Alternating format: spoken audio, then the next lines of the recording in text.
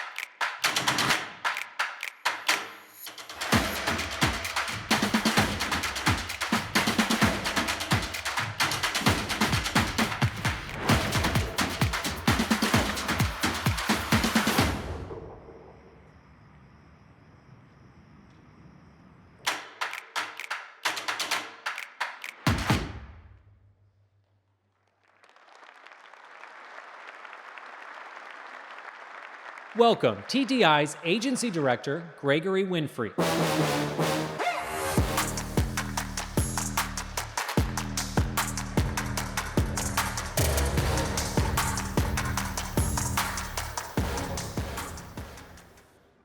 Gotta love theme music. Howdy, y'all. Howdy. Welcome to Aggieland, and good afternoon. And hook 'em.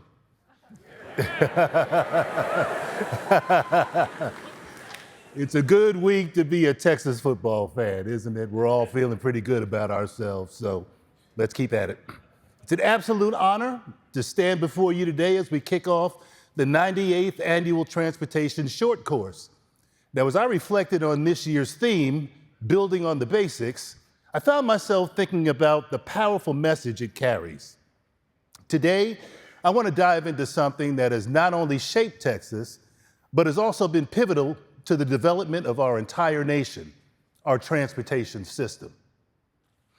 Texas, with its immense size and rich, varied landscape, has seen an incredible transformation from the days of covered wagons, trudging across dusty trails, to today's sophisticated network of highways, interstate, and freight systems. This evolution didn't happen in isolation. It was driven by key partnerships and collaborations, none more historic or impactful than the one between TxDOT and the university research community. Together, we forged a path that has set standards, sparked innovation, and kept Texas moving forward. This afternoon, I'll walk with you through that journey, highlighting the significant milestones that have propelled our progress and continue to shape the future of transportation in Texas and beyond. Now, in the early 19th century, Texas was a rugged frontier with no formal transportation infrastructure. Vast open plains stretched as far as the eye could see, with settlers, traders, and explorers relying on primitive dirt paths that barely qualified as roads. These wagon trails were the lifeblood of small settlements, connecting communities and enabling the transport of goods to distant markets. Now, one of the most significant routes during this time was El Camino Real, or the King's Highway. Dating back to the Spanish colonial era, this dirt trail extended from Mexico into Texas, serving as a vital artery for military expeditions, missionary work, and trade. Now, despite its importance, traveling these roads was anything but easy. Journeys were slow and fraught with danger, often dictated by the whims of nature. Rainstorms turned the dirt paths into muddy quagmires, while the dry seasons left travelers battling dust and deep ruts. As Texas began to grow, the pressing need for more reliables became more apparent. Yet even into the mid-1800s, the iconic covered wagon remained the primary means of land transportation, a testament to the challenging conditions of early Texas travel. Now, by the mid to late 1800s, give or take, Texas experienced a transportation revolution with the arrival of railroads, forever changing the way people and goods moved across the state. Railroads brought speed and reliability, transforming Texas from a frontier land to a vital part of the national economy. In 1856, the first stretch of railroad was laid between Harrisburg and Staffords Point by the Houston and Texas Central Railroad, marking the dawn of a new era. For the first time, goods could be transported efficiently over long distances, allowing Texas products, especially cotton and cattle, to reach markets far beyond the state's borders. The completion of the Transcontinental Railroad connected Texas to the rest of the nation, catapulting the state into a new age of economic opportunity. The impact of railroads on Texas growth was immense. Towns and cities sprouted along the rail lines, turning Texas into a bustling hub for cattle, oil, and agricultural trade. For the first time, Texas was truly linked to the broader U.S. economy, fueling rapid economic development. Yet, despite the railroad's reach, much of Texas was still bound by unimproved roads and paths, and travel beyond the rail lines remained slow and challenging. The state's journey toward modern transportation was only just beginning. So the next great leap in transportation came with the dawn of the automobile in the early 20th century, forever changing how people traveled. As cars became more affordable and surged in popularity, the call for better roads grew louder, igniting a movement in Texas. In the early 1900s, a grassroots initiative known as the Good Roads Movement swept through Texas, led by determined citizens who demanded improved roads. This wasn't just about cars. The roads still had to accommodate the horse-drawn wagons that crisscrossed the state. The push paid off when, in 1917, the Texas Highway Department, which we all now know as TxDOT, was born, tasked with building and maintaining a statewide system of roads. This was a turning point in Texas history. By the 1920s, Texas began laying the foundation of its highway system. Roads like the Bankhead Highway and the Old Spanish Trail weren't just gravel or dirt, they were lifelines, connecting towns across the state and to neighboring states. Though these early highways were modest two-lane roads, they were leaps ahead of the old wagon trails, making the start of something much bigger. Now, from its inception, the Texas Highway Department shouldered the critical responsibility of building and maintaining roads, licensing drivers, registering vehicles, and mapping the state's growing network of roadways. Despite much of Texas still being rural at the time, the vision was clear. Highways were the future. And by the 1930s, that future was already on the horizon, with cities expanding their road networks and highways becoming the backbone of Texas transportation. So after World War II, the interstate highway system emerged in Texas. The state's population was exploding, and the demand for faster, more reliable roadways surged alongside it. This period marked a turning point in how Texans traveled and how goods moved across the state. In 1956, President Dwight D. Eisenhower signed the Federal Aid Highway Act, sparking the construction of the interstate highway system. Texas quickly became one of the biggest beneficiaries, with key highways like I-10, I-35, and I-45 weaving through the state. These highways connected Texas to national and international markets, slashing travel times and revolutionizing the transport of goods. Now, as these highways crisscrossed the state, they fueled unprecedented urbanization. Now, major cities like Dallas, Houston, Austin, and San Antonio saw rapid growth, and suburban development exploded as commuting became easier than ever. Industries thrived with faster, more efficient routes to get products to market. The old gravel and dirt roads of the past were replaced by smooth, paved highways, ushering in the modern Texas road network. The dawn of the space age, and y'all know I'm a big space fan, space cadet, some people call me, but the dawn of the space age in the late 1950s catapulted Texas into a central role in humanity's quest to explore beyond Earth. With the establishment of NASA's Johnson Space Center in Houston in 1961, Texas became the epicenter for spaceflight operations, training, and mission control.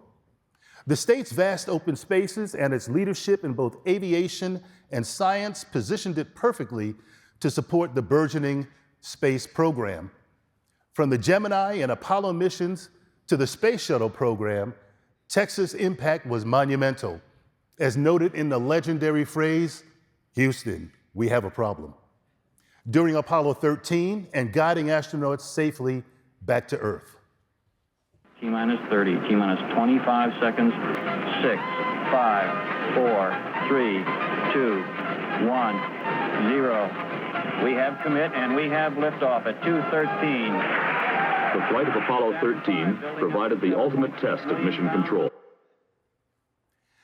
Now today, Texas remains a key player in space exploration, contributing to both government and commercial effort to reach new frontiers. And last but not least for this era, the establishment of the Texas A&M Transportation Institute occurred in 1950, a critical moment for transportation research and innovation. The Institute played a pivotal role in shaping Texas roadways, conducting research that would influence everything from safety to infrastructure development. Together, the new highways and the insights from TTI helped transform Texas into a transportation powerhouse. As a matter of fact, next year we celebrate our 75th anniversary. Now, as Texas' economy surged, fueled by oil, agriculture, and industry, its transportation infrastructure had to expand rapidly to support the booming freight movement. Texas quickly became a powerhouse in the world of logistics, particularly alongside its busy border with Mexico. The state emerged as a critical hub for international trade, especially after the North American Free Trade Agreement, NAFTA, was enacted in the 1990s. The state's transportation strength is also defined by its impressive network of ports and airports. The Port of Houston ranks among the largest in the nation, while airports like Dallas-Fort Worth International are key players in both passenger travel and cargo movement. Moreover, inland ports like Alliance facilitate the multimodal movement of goods across the state. These gateways connect Texas to the world, making it a leader in trade and transportation.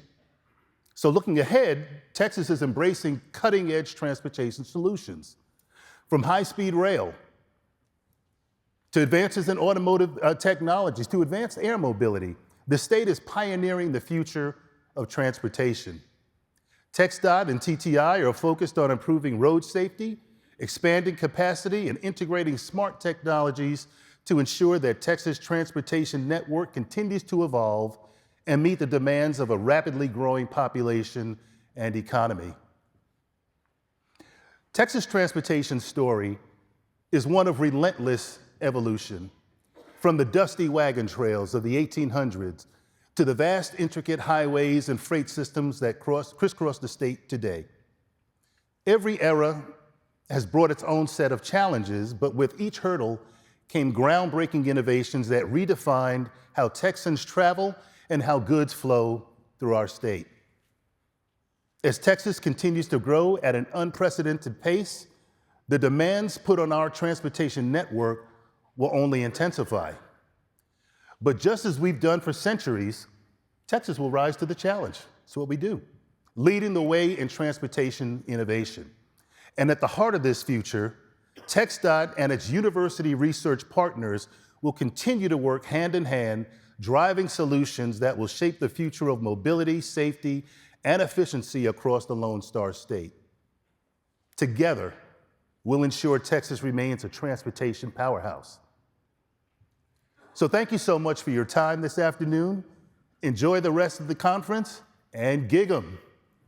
Thank you.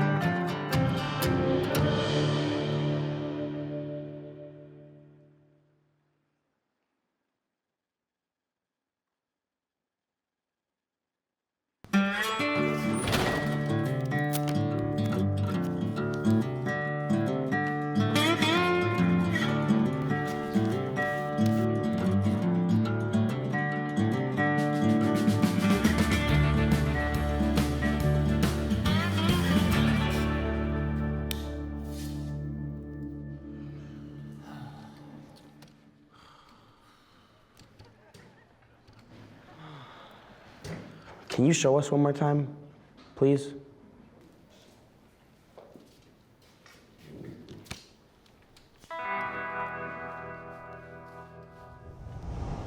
Whoa. Feels so warm inside.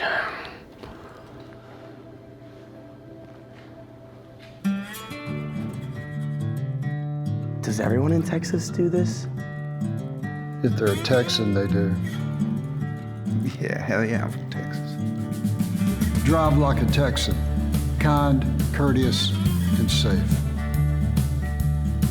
Y'all are gonna do just fine.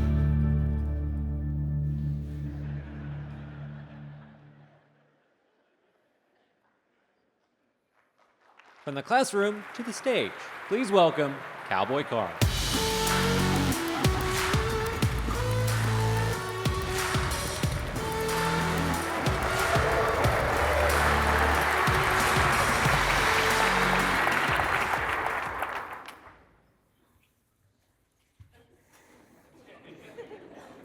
Hey, partner, what are you doing here? What am I doing here? What are you doing here? They said, Cowboy Carl. I'm Carl. Well, that's a mighty fine name, and don't get me wrong, I dig your look. But Jessica Butler and Mo Burr invited me here to talk about safety to these fine folks. They invited you? Jessica, Mo, is that true? Now, that's right, Carl. Carl's right. I mean, Cowboy Carl. Cowboy Carl's right. Checks out Carl Johnson. What about this speech I wrote? Hang on, Carl. Let me take a look at that. Well, this is a good one. What did the car say to the stoplight? You changed, man. Pause for laughter. It's written right here. Pause for laughter. Oh, come on. You didn't even deliver it right. Some talent. You know, they offered me the Lessons in Texan gig first, you know. Well, you know what, Carl? I think this campaign's big enough for the both of us. So why don't you kick it off and tell these fine, friendly folk more about Drive Like a Texan? All jokes aside, this new campaign is unique. It's positive, it's memorable, and it's a reminder of Texan values are more than just sitting on the porch. They're how we are to treat each other when we're on the road. Well, you know, TxDOT, Carl, I couldn't have said it better myself. So my job's done here.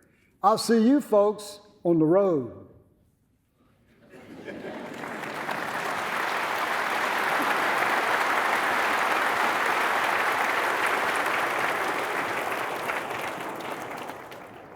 We'll be seeing more of Cowboy Carl as our Drive Like a Texas campaign rolls out to the public later this year. So thank you once again, Cowboy Carl.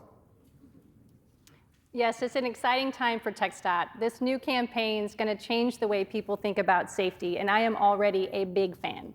So whether you're on the road or in the field, it's all about safety and being the best Texan you can be.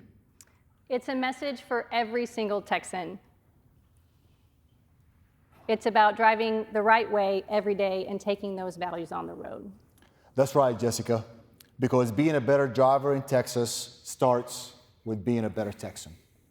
So next time you get behind the wheel, remember who you are. Drive kind, drive courteous, drive safe, and drive like a Texan. Thank you.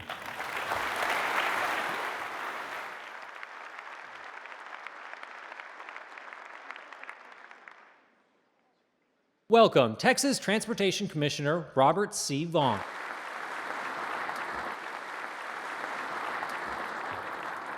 Good afternoon.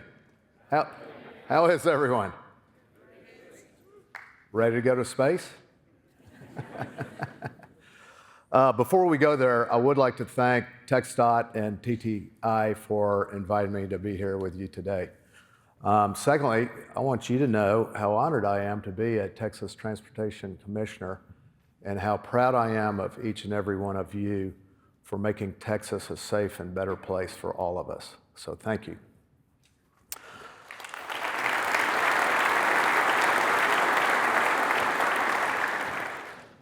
So going to space actually started for me when I was probably 10 years old back in the 1960s.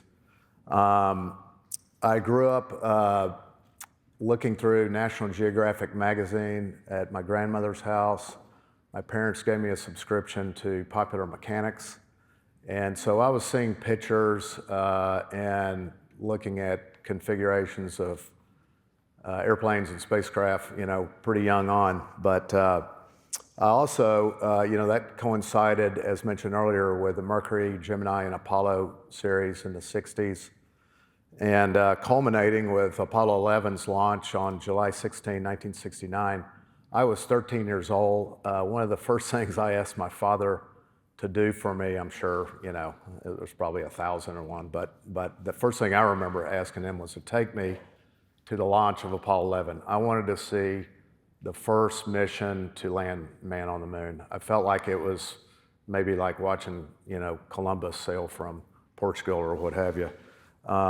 And so we went, and we were at the Vertical Assembly Building, which was at Cape Canaveral, which was 3 miles from Launch Pad 39A. And, when that 360-foot spaceship launched, it took about 10 seconds to clear the tower. And the force of the thrust was just pounding the launch pad. And we could hear it pop. It was just pop, pop, pop, pop, pop. And we could feel 3 miles away, the shock waves just popping and hitting us in the face. And I'm standing there as a 13-year-old, and I'm like, I want to be an astronaut. But anyway, I did go to high school at Culver Military Academy, learned how to fly up there, went over to the Air Force Academy my junior year and interviewed. But I ultimately decided to go study business, and I wanted to go to work with my father and learn business from my father because he was a successful entrepreneur in Dallas. And Lord works in mysterious ways. He passed away my senior year in college. And so I came on out, went to work, and one thing I did do is I didn't forget the interest that I had in space exploration. And so I took aerospace engineering and astronomy electives. So I stayed in touch with it.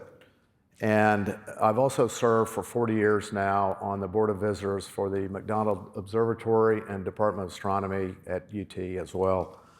So I've been able to stay in touch with it that way. I've also collected Apollo artifacts, Apollo mission artifacts. We've collected little American flags that have flown on each of the Apollo missions. Even Apollo 13 was mentioned earlier. I have a little flag that flew on Apollo 13. It's a miracle it made it back, but it's fun to look at. And 4 of those flags actually were carried in the lunar module to the lunar surface and back. So it's fun to see a little American flag that's actually been on the lunar surface and has come back. But in the 90s and early 2000s, I began to follow business plans for commercializing space. And the Rutan brothers won the Ansari Prize in 2004 by flying two people to space in an aircraft and repeating the process within 2 weeks. And that's what won the Ansari Prize. And the next year, Richard Branson came along, bought the technology from the Rutan brothers and started Virgin Galactic. And the next year, 2006, I put a deposit down with Virgin Galactic. They said I could get it back anytime I wanted, but I never did. I just kind of hung in there, forgot about it, just kind of let it ride. And lo and behold, 18 years later, I ended up on the flight manifest for Virgin Galactic's 6th mission. And I want to tell you, I've got a video of the flight that we'll show you in just a second. But real quick, before we start that, on January 26, 2024, we took off from Spaceport America, which is between Las Cruces and Truth or Consequences, New Mexico. And we took off. There was a mothership, and the spaceship was named Unity. And we flew up to 45,000 feet and were released. The spaceship ignited its engine, and we hit a maximum speed of Mach 2.98, which is about 2,268 miles an hour, if you can imagine that. And our apogee, when we finally ran out of energy and began to fall back into the atmosphere, was 291,456 feet, or 55.2 miles. Now, the gravitational forces, and this was the most intense part of the flight, were about 4.5 Gs going up and about 3.5 coming back down. And it was really intense, quite frankly. But it was fun, and I had so much confidence in the pilots and the crew. There were 2 pilots. There were 4 crew members, including myself, and we were the 678th, 9th, 80, and 81st persons to go to space. Now, I just mentioned that we traveled to 55.2 miles, surpassing the height of 50 miles as space is defined by NASA. And, you know, when we walk outside and look up, we think the atmosphere goes forever. It seemingly feels that way. But if you take 50 miles and lay it down horizontally, that's from like here to Huntsville. You know, that's it. And I also know from being up at Everest Base Camp about 15 years ago that there are no permanent settlements above 18,000 feet in the world. And the reason is there's not enough oxygen to support life on a long-term basis above 18,000 feet. So 18,000 feet above sea level, that's about 3.5 miles. So, you know, when you start considering all mankind on this earth, and, you know, many of us have flown all over the world, it's a big place. There's only 3.5 miles from sea level that all mankind lives in, which is pretty staggering. And it's you know, it's miraculous. It's amazing. And when you get outside of the atmosphere and you're looking in, and you won't see it on this because for some reason it doesn't show up in photography, whether it's still or movies. All you see is a thin blue line. But when you see the atmosphere from outside the atmosphere, it's blue to thin blue to white to light pink to light orange to orange. And it's like that thick. And it's absolutely the most beautiful thing I've ever seen in my life. It's just amazing. So let's watch a video of the flight, and then I'll just have a couple of concluding comments, and hope you enjoy it.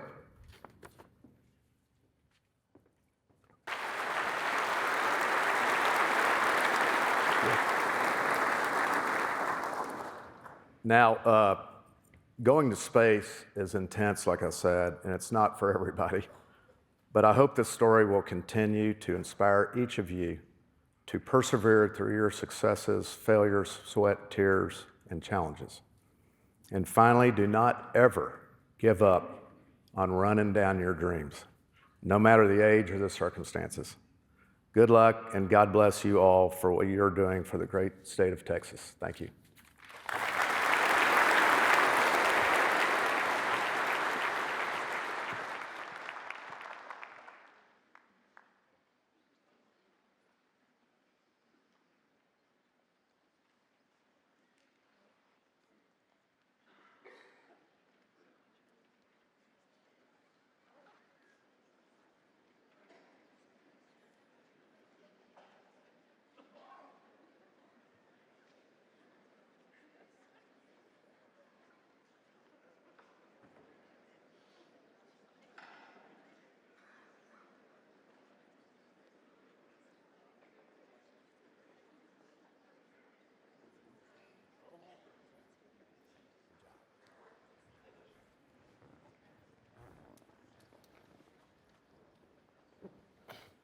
Welcome, TxDOT's Deputy Executive Director for Program Delivery, Brian Barth, Deputy Executive Director for Planning and Administration, Brandy Hendrickson, and Chief Engineer Lance Simmons.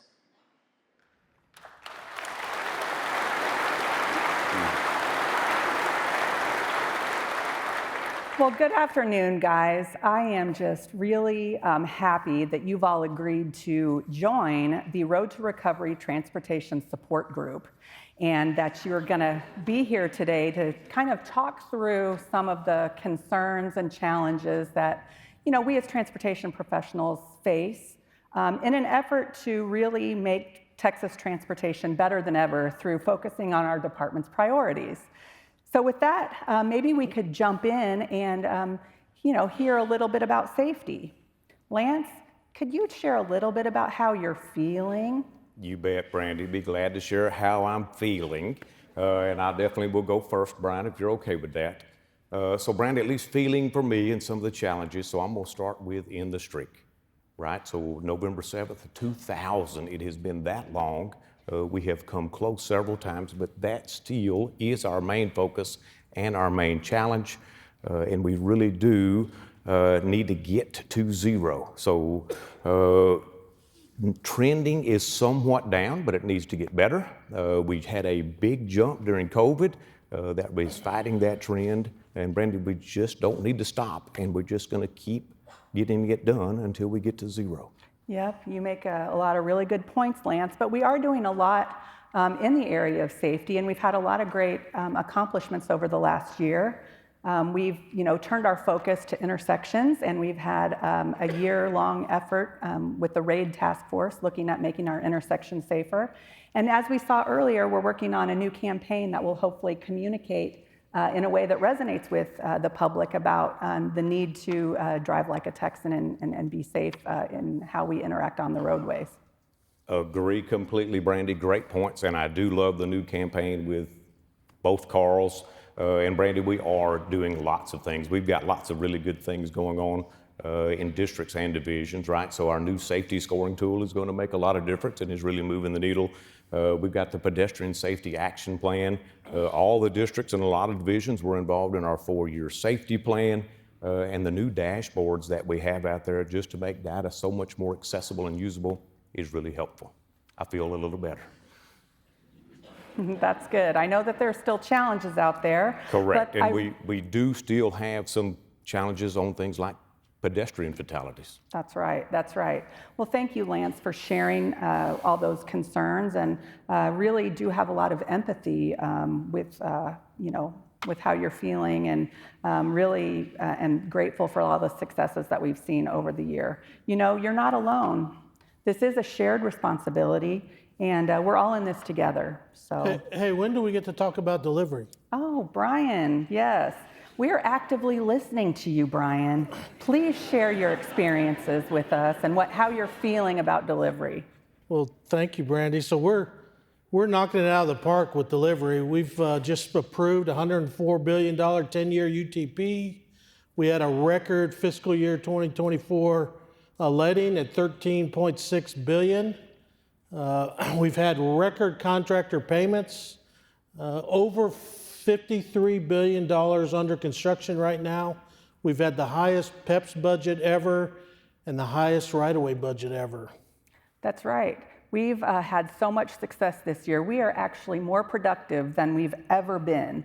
But Brian, what keeps you up at night? What are some of your concerns? Well, so things like inflation, we've had really high inflation and we've had high prices that are impacting how much we can deliver. I think we are about at industry capacity. I think we've really stressed industry, and industry has delivered fantastically, but we're still right at their capacity. We have unknown financial forecasts, so the pressures to continue breaking records is going to be tough. And really, we got to start managing expectations. That's right.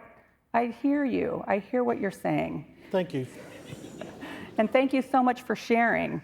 Not only all the things that you've talked about, but we have more insight than ever into our project portfolio. We also have seen great advancements in digital delivery and 3D modeling tools that really help our delivery process. So this could lead us into our next topic, Lance. Can you talk a little bit how you're feeling about innovation? I will be glad to share how I'm feeling, Brandy, especially on innovation. And you mentioned a couple of things that are going, but innovation is coming at us really fast. But you mentioned the 3D modeling. That is something that is really good. But we're also using a lot of technology for things that are super helpful, even in safety, like wrong way driving detection, to where driver immediately starts getting notified that they are indeed heading the wrong way, have a chance to recover. But even drivers further down the path are getting notifications to their cell phone and their car to let them know to be wary that there is somebody in their path. Really good use of drones right now to help us not only get to complex places, but also do that safer. That is really helpful. We're gaining lots of data from our autonomous vehicle partners. They're sharing that, what their cars are seeing out on the roadway and where they're having issues. The freight autonomous corridor on I-45, those partners are sharing lots of good data on just how freight is moving around Texas. And the Austin District is using legitimate AI to help watch our traffic cameras, and we're seeing really good success on notifying people as soon as an incident is discovered, letting our hero workers know sooner, and even notifying the public to be looking for things out there on the road that AI finds. And this is all because of AI. And I realize we still need to have a measured approach, but it is something that I'm feeling. This AI is freaking me out. I can't handle this. Hey, Brian, just wait. Just wait a minute. Everything's gonna be fine. Don't leave. We've made so much progress today. We've had some real breakthroughs. Have we? Have you seen what's happening with AI? AI is taking over our jobs. AI is taking over our relationships, our humankind. AI is taking over everything. All right, Brian, calm down just a little bit. AI is not a bad thing. AI improves productivity, and Brian, I think AI holds the promise of safety. Man, look at... Brian, what's wrong?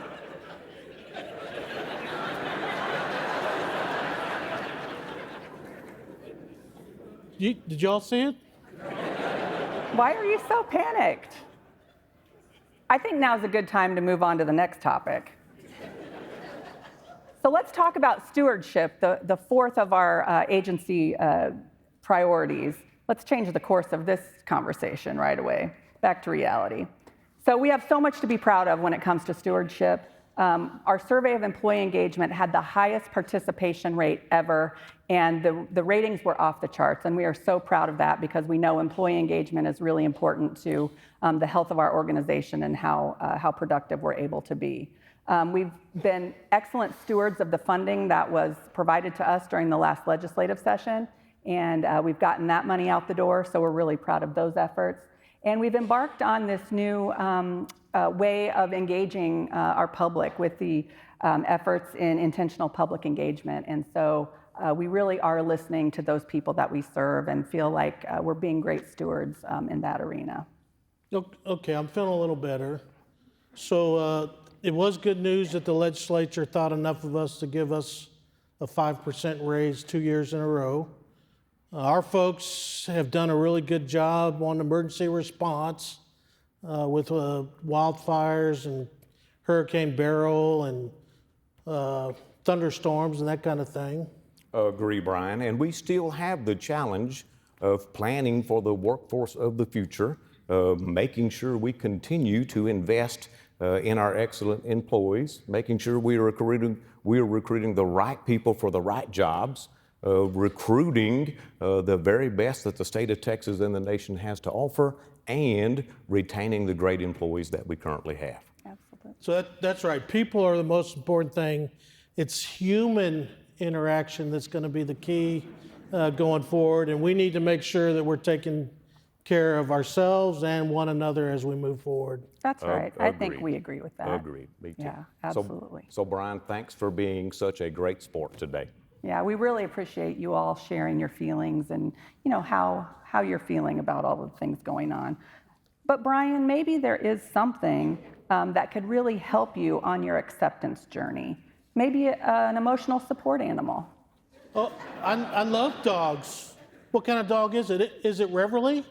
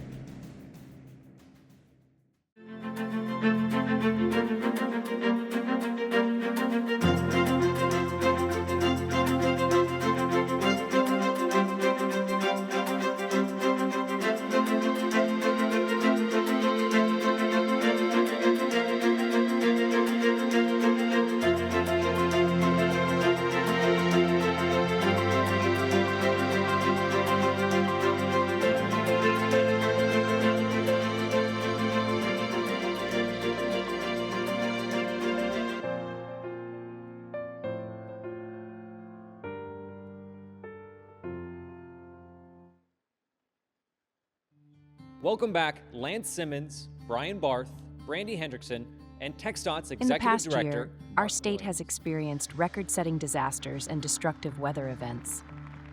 TxDOT consistently responded by sending support crews from districts around the state to the affected areas, as well as using regional and statewide emergency operations centers to coordinate efforts with fellow agencies and local governments.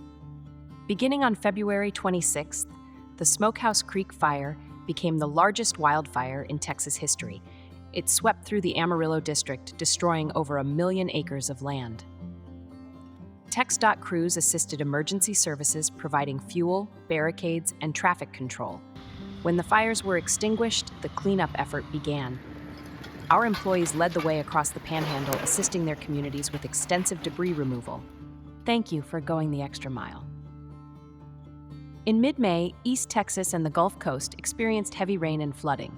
Additionally, a derecho, which is a rare, straight-line windstorm, hit a large portion of the state. These winds, measured up to 100 miles per hour, caused massive damage to trees, homes, businesses, and power infrastructure. Many signs were destroyed, traffic signals broken, and road debris was scattered throughout the area. TxDOT crews responded quickly, making the roadways safe. Thank you for going the extra mile. Hurricane Beryl landed in Matagorda on July 8th, bringing heavy rain and winds.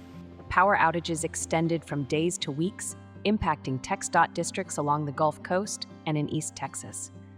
Again, TxDOT answered the call when crews from around the state converged at a base camp in Sugar Land to assist the affected region. Sign replacement, traffic signal installation, debris removal, and much more helped the region recover. Thank you for going the extra mile. Finally, although it may seem long ago, on April 8th, many in Texas experienced a total solar eclipse. Thousands of visitors traveled the state to get a once-in-a-lifetime view. To keep our roadways safe and clear both before and after the eclipse was truly an agency-wide effort. Our maintenance division led the response preparations, with support from the communications, travel, traffic safety, fleet operations, support services, and construction divisions in all 25 districts. TxDOT was well prepared and assisted motorists throughout the state. Thank you for going the extra mile.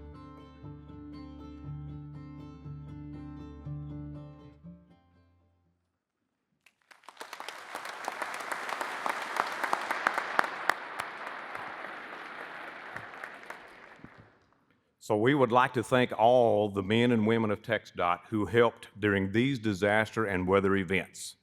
For some, it was in their own district. Others traveled across the state to lend a hand. I want to thank you all.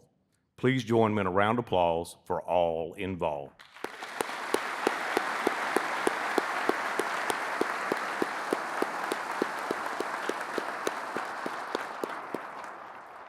Thank you. It is now time to announce this year's Extra Mile Award winners. Established in 1983, the Extra Mile Award recognizes employees who have, over the last year, acted heroically to help a fellow citizen in need. Now, let's take a look at our first Extra Mile Award winner from the Amarillo District.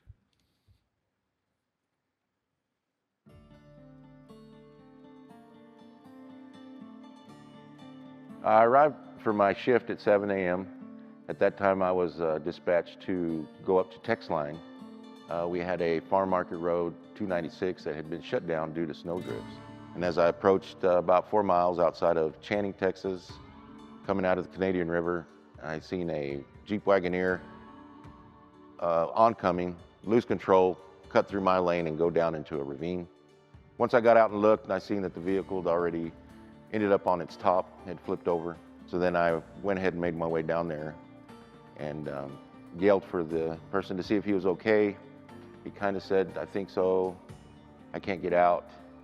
The vehicle kind of fell into like an upside down triangle type ravine. So there was no access to get through the doors, and the front windshield had debris and stuff to where I couldn't get access in there. The only access we had, or that I had, was through the back hatch.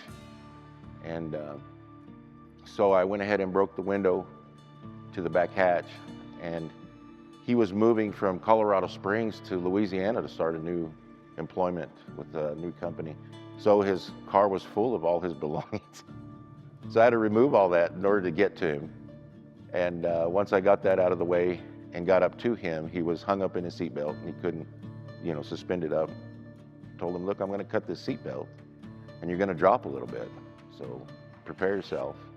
He said he was ready. I cut the seatbelt. He fell to what was now the roof of the vehicle. Then I pulled him by his shoulders through the back hatch, made sure that he was okay and being able to travel. Moved him up to my vehicle where we waited for EMS and county sheriffs to show up. They checked him out, asked what happened, put him on a gurney and transferred him over to the ambulance to where he was taken to get more medical attention. And I continued on to Tex Line, Texas to go plow the roads and try to open them up for the public. Ben, he's a very good employee for us. He's got a background in military, Department of Corrections. He's an old sergeant from the prison guard, so he's got a lot of good leadership qualities, very, confident in what he does, and most of our guys here at Special Jobs are that way, and coming into these shifts, we're going to go try to get these roads open for the public, and we don't think about, coming up on these accidents, but they happen quite a bit, and we're trying our hardest out there to try to get these roads safe for the traveling public, so this is a very big surprise, but very well worth it, and I'm glad that, it was recognized.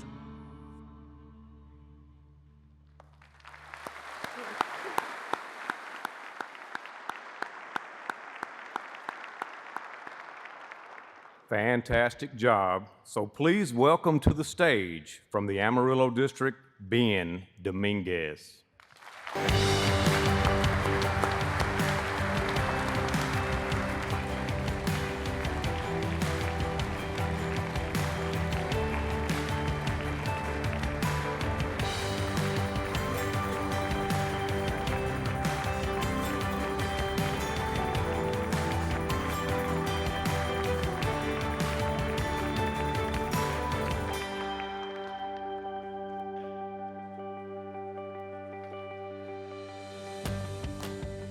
Thank you. So this year we have 2 winners from the Austin District. Here is the first one.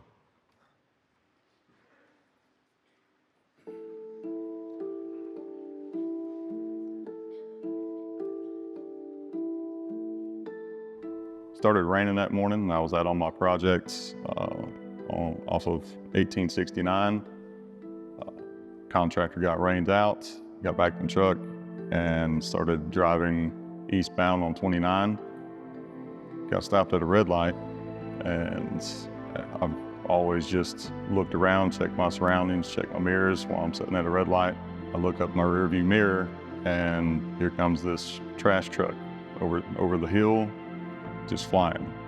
About that time, I realized either his brakes had went out or something, and here he comes straight down beside us. The truck hit the signal pole right to our right. It collapses down, and truck comes back on the road and rolls over right in front of us. Turned my lights on, pulled up right beside the truck and blocked traffic from it. Meanwhile, I ran around the front of the truck, and there's diesel fuel pouring out everywhere. There's a lot of other spillage, a lot of other fluids coming out of the back of the truck, and there's 3 guys inside. Couldn't tell how bad they were injured. They were all piled on top of one another. It's finally got them coherent enough to kind of wake up and see what was going on. 2 of them had injured arms. We decided if the guy that was in the best shape could hoist these guys up, we could pull them up out of the top window. That's what we began doing. I didn't have a whole lot of time to think. I just started on the fly, just assessing the situation, looking at the hazards that are around, and main focus is getting these guys out of here.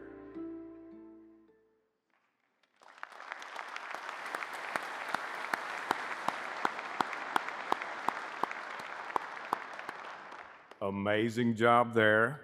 Please welcome to the stage from the Austin District, Durwood Sitton.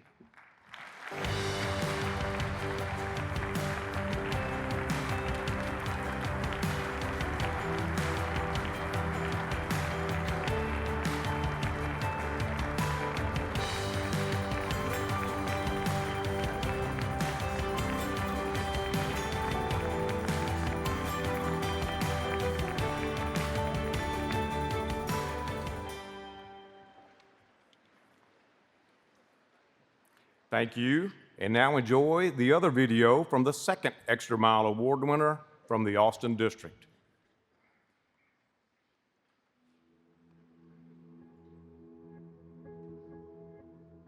My wife and I were at a rodeo. Things got real interesting. The trip is about an hour and a half from where we're at to get back home. We had a trailer full of horses and traveling back. It was dark. I could see a vehicle approaching us from the distance. I can see their headlights. They turned around. They made a U-turn in front of us. We look over and their headlights shine upon a vehicle that is upside down in the fence. Well, we were already slowing down, but we immediately tried to find a place to pull over. The debris field of the vehicle was all over the road. I had to lay down on the ground and shine the flashlight best I could. Of course, they're seat belted in and hanging upside down. We broke the glass. I reached in and grabbed the door. Once he broke the glass, he was able to clear out the glass and lay towels down there for me because I had to get into the vehicle with him because it was so tight. What had happened is a full-grown black bull was standing sideways in the lane. The vehicle never saw it and ran in underneath the bull, and it basically took the top off the car. Animal was deceased, and the car slid off and turned upside down and up on top of the barbed wire fence on the pasture fence. So, helicopter did arrive. They landed in the roadway. They didn't waste any time. They grabbed him and took him to San Antonio. They flight him to San Antonio. Still has a long road ahead of him, but he's made almost a full recovery. I don't consider this this is something that I would do day in and day out for any other reason other than we saw somebody that needed help and we stopped and helped.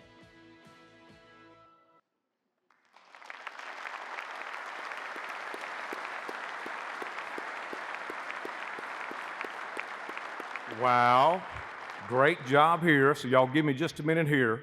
So please welcome to the stage from the Austin District, Cole Farmer, and give an extra special Texas thanks to his wife, Dawn.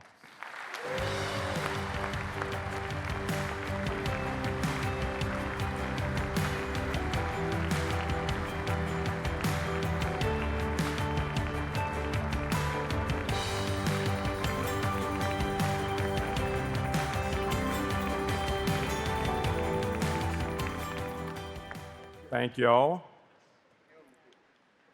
So here's our final Extra Mile Award video from the Lufkin District.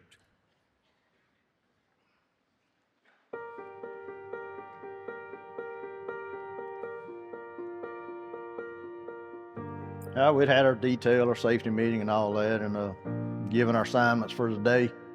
I went out in the shop and was talking to the guys about, things that they needed on their vehicles or whatever. And Cortez, one of the contract flaggers, was talking to me, and we were standing by the ice machine. He started talking about he was getting real dizzy, and I asked him if he's all right, and he said, yeah. So he walked out with me to one of the trucks we were doing the walk around on, and he was talking to me, and one of the other guys come up, and he just started kind of collapsing. His knees started buckling on him, and myself and Jeffrey Reitmeyer, he was out there, and we guided him over to one of the bays and got him seated. I was in the office at my desk on the computer, and all the commotion, I come out here to see what was going on, and I seen where they, Clinton Elma had drug him in here and kind of laid him on the ground in here under the bay in the shade. By this time, everyone else was seeing that something was wrong, and they came to the aid. Everybody pitched in and started trying to get him cooled off. 911 was called. It took the ambulance a while to get there, so we were putting ice packs on him, trying to cool him down and trying to keep him coherent. Finally, the ambulance arrived and took over, and then they rushed him to the hospital. Clinton was right there with him the whole time, and Clinton he's the one that realized something was wrong with our contract flagger, and that's when he started talking to him, trying to figure out what was going on. And like I said, he took charge and got him in the shade after he realized something was definitely wrong. Yeah, the way everybody come together is just like we had rehearsed it. Everybody found a place to get and serve a purpose. I feel truly thankful that we were here. If he'd have been out on the road somewhere and that happened, it could have been disastrous. But because of the time of the day it was, we were all here available. And I guess as far as timing, it was the best time for it to happen. The guy's family here, he fits right in with all of us, and it was just like doing it for one of our own family members.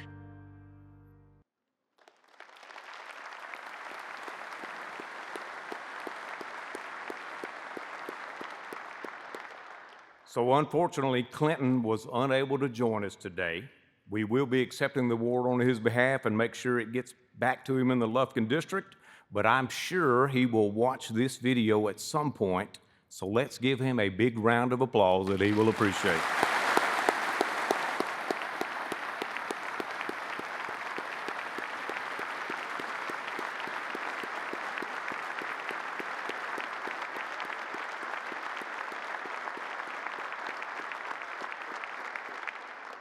Thank you. So great job to everybody involved. And before we leave the subject of safety, let's take a quick look at a message from Dr. Chad.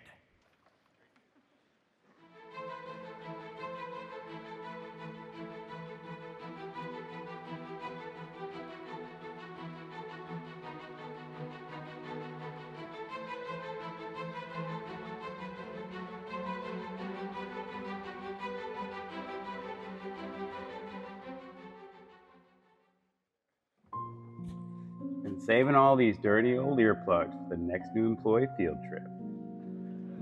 Used earplugs are nasty, and everyone can have their own new pair. It's important for new TxDOT employees to let go of the things that are turning them into their parents.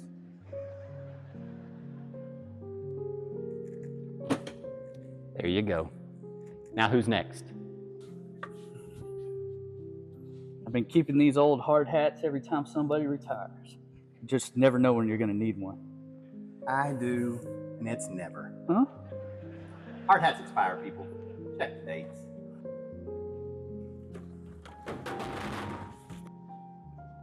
All right, who's next? Do you even have the left glove? No, I do not. There you go. It can be a lot for them. Broken safety glasses are for the trash, not my PPE bag. That's the big one, people. Jackpot! You can never have too many worn out safety shirts. Yes, you can. In the dumpster. Yeah, I got more safety shirts than that.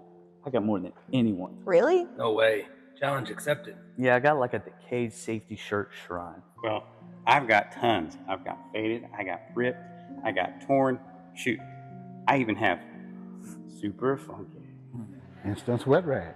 TxDOT has lots of PPE options for you. If your PPE is damaged, expired, or downright funky, check with your office manager or supervisor to get it replaced. No, Jamie. So I'm going to Beaumont next?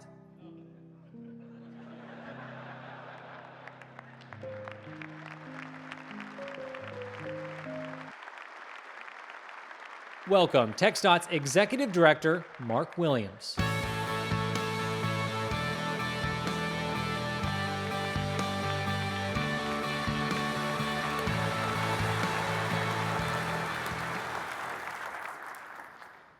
Well, good afternoon and howdy.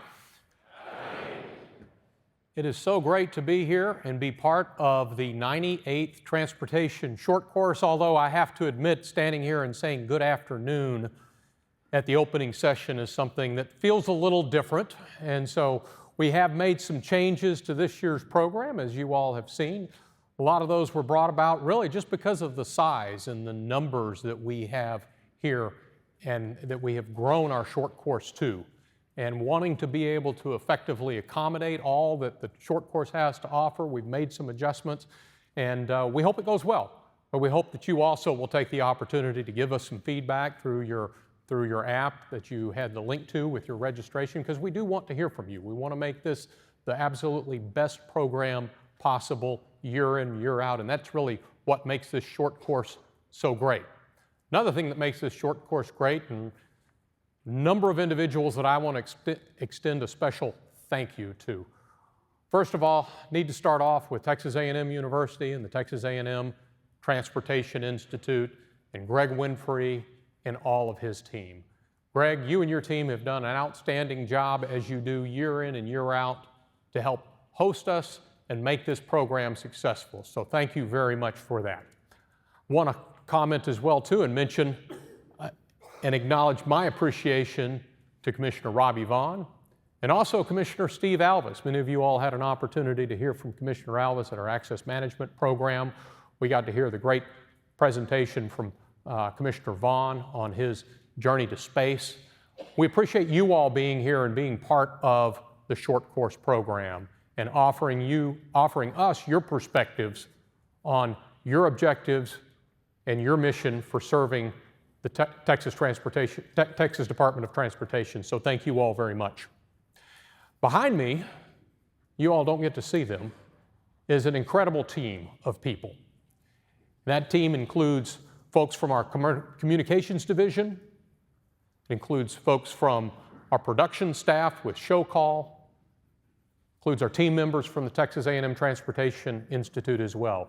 These individuals have been working hard starting Saturday morning, battling football traffic to get loaded in and set up for what we're able to do as part of Show Call, as part of the transportation conference, the transportation short course this year. And I want to thank as well our speakers and our session moderators.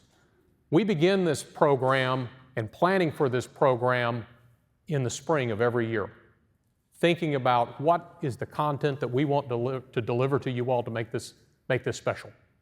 And so to everybody that has been part of the preparation and the production of this, I want to extend my appreciation and thanks. And lastly, I want to thank you all, because we would not be able to make Short Course what it is without each and every one of you being here with us today.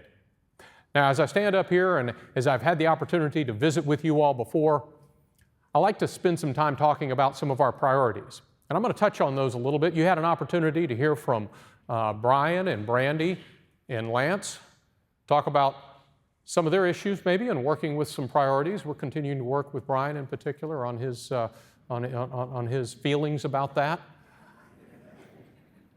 But as I talk about my priorities and some of the things that are important to us as an organization, we touch on safety, delivery, innovation, and stewardship. But I want to spend some time today in particular talking about stewardship, what it is and why is it important. Now, I think sometimes I have a little bit of a difficulty with Webster's definition on certain things, but relative to stewardship, I think Webster's does a pretty good job. It's referred to as the careful and responsible management of something entrusted to one's care.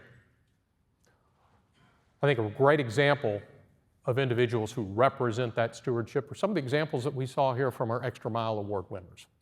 People that took on the responsibility that they've been entrusted with to serve others, to respond safely, and to go the extra mile. They're a great example of what I mean by stewardship.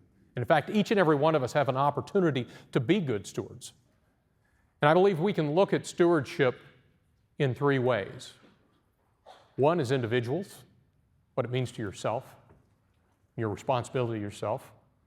One is members of a team and your responsibility to that, and our collective responsibility to a larger community organization like the Texas Department of Transportation. And so as we think about individuals and our stewardship at that level, really this is the most basic part and most important thing that you are entrusted with is you. And we have a responsibility to be good stewards to ourselves. And if you aren't, you're not going to be able to steward the other things very well. Coach John Wooden, legendary basketball coach John Wooden, talks a little bit about that. And it also kind of is a story that is in line with our theme for this year's short course, which is back to the basics.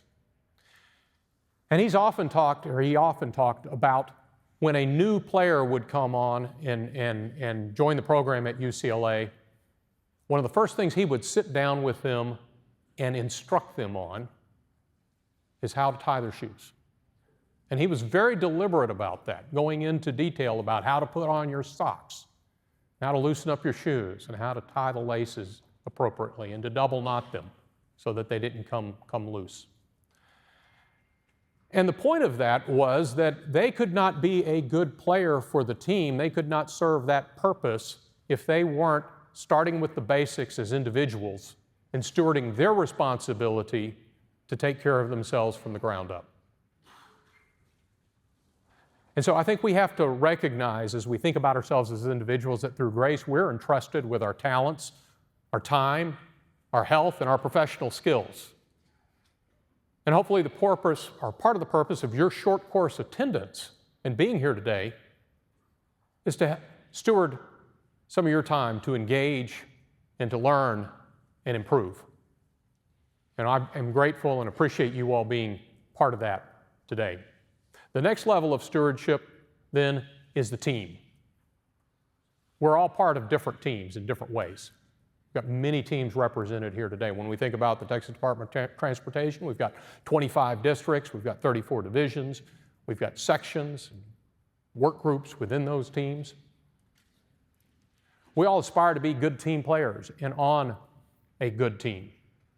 And from a stewardship standpoint, relative to our role on these different teams, I think it's important to think about whether your role is that of a producer or a consumer. And I think if we want to be a good steward with our team, we're going to be a producer on that team, lift that team up. Michael Jordan has a famous quote where he said, "Talent wins games, teamwork wins championships." And we all want to be part of a championship team through what we do. And not only do we have the teams that I described earlier with the Texas Department of Transportation that are represented here today, but we've got teams with our research partners with the Texas A&M Transportation Institute here today. We've got teams with our industry and consulting partners, with local government stakeholders. And we all work together in different combinations of those teams to help serve the mission and the purpose that those teams are formed for. But as I think also about short course and everybody that is represented here today as part of short course, we've got record attendance again. We've got over 3,500 participants, either in person or virtually, in short course this year. And collectively, we all form a group, a team, or a community, if you will, aligned along a particular purpose. And we have stewardship with this broader community. And in order to make sure that we continue to be aligned, we focus on our mission. And I hope you all are focused and supportive of that mission of connecting you with Texas. We've talked about that mission that the Texas Department of Transportation has. We have a shared vision to be a forward-thinking leader, delivering mobility, enabling economic opportunity, and enhancing the quality of lives for Texans. That's a vision that we strive to achieve each and every day. Importantly, and this goes along with stewardship, we have a shared legacy. As we talked about, Greg Winfrey did a tremendous job talking about that transportation legacy that we have. Texas Department of Transportation has been around for 107 years in some form or another. Over that 107 years, we've developed standards, and values, and expectations. And those have been developed from many of the people that have preceded us in our various roles. Had an opportunity earlier today to join with a number of retirees that come and are part of short course program each and every year. And many of you all are in the audience today, and I'd like to pause just a moment. If you all wouldn't mind, please stand up. I'd like to recognize you all. If you're a retiree that's in the audience today.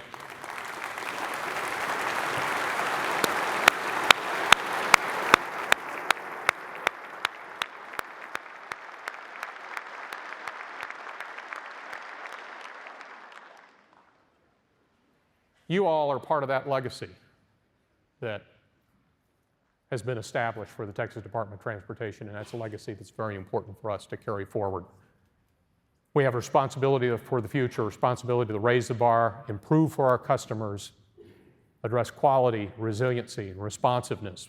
Many of these videos that you've seen previously is an example of that stewardship and that legacy that we're continuing to work to improve. But I wanted to go back to my priorities, priorities that we have as an organization: safety, delivery, innovation, as well as stewardship. Because that community focus is really enhanced if we're focused on some shared priorities. Safety, always our top priority. We've had, thanks to the commitment and support of our commissioners and others, we've had record investments in safety. It's what we do as an organization. Every project is a safety project. We have to continue to remind ourselves of that and remind our teams and others. We've been data-driven in how we look at safety, trying to even be predictive in addressing safety needs around the state. Engineering countermeasures. We have a safety task force as well that our commissioners serve on, meets every month. Again, continuing that repeated focus on how we can improve. It's a big challenge right now. Has been for a number of years. Changes in enforcement and driving behavior through the course of the pandemic drove a significant increase. We saw our safety numbers rise from 3,600 to over 4,400 in just the course of a couple of years. But we're beginning to make improvements and come down on those numbers. In 2023, we saw a 3% reduction.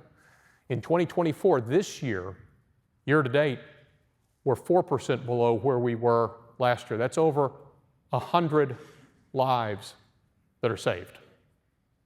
Now, it's easy to kind of think about those statistics and just kind of think those are, numbers. And they are, but they're much more than that.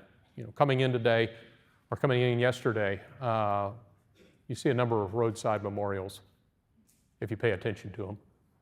This one in particular, I decided I'd just step out and take a picture of it. It's out in front of the Rellis campus, just a couple of hundred yards away from TTI's headquarters. 2 crosses. It's a roadside memorial. You see them all the time. But each of those those 2 crosses represent 2 individuals who aren't here, whose family and whose loved ones miss them. It's well cared for. Somebody apparently probably goes out there and visits it regularly. So when we think about those improvements that we're making to address safety, when I stand up here and say, well, we're 100 below where we were last year, that's 100 crosses that aren't going to be placed along our roadside, and 100 individuals who are home with their families. And so continuing to focus on that is a tremendous priority for us. November 7th, 2000 was the last deathless day that we had on our roadways. When we talk about our goal of End the Streak, we're going to keep driving for that goal. We're going to keep driving toward Mission Zero. Because when it talks about what is an acceptable number of fatalities to have on our roads, the only acceptable answer to that is 0. Second priority, delivery. Talked earlier about some of the records that we've set. TxDOT, we've got a big expectation on us to deliver, because what we do drives mobility, it drives the economy of the state. We have a clear message that's been given to us from the governor, the legislature, our chairman, and our commissioners to deliver, to execute, to reduce some of the cash balance that accumulated over the past several years, to bring that down, and we've done that. We've talked previously, I spent this time last year talking about our delivery efforts and the rack 'em and stack 'em work that we've done to accelerate project development and to deliver. And Lance talked about, and Brian talked about, our record lettings this year, $13.6 billion. We started the year with a target of $12.3 billion, but with that mission to execute and to deliver as much as we could, we were able to deliver that to 13.6. We have a record level of construction, $53 billion under construction right now. No other state compares to that. No one even comes close.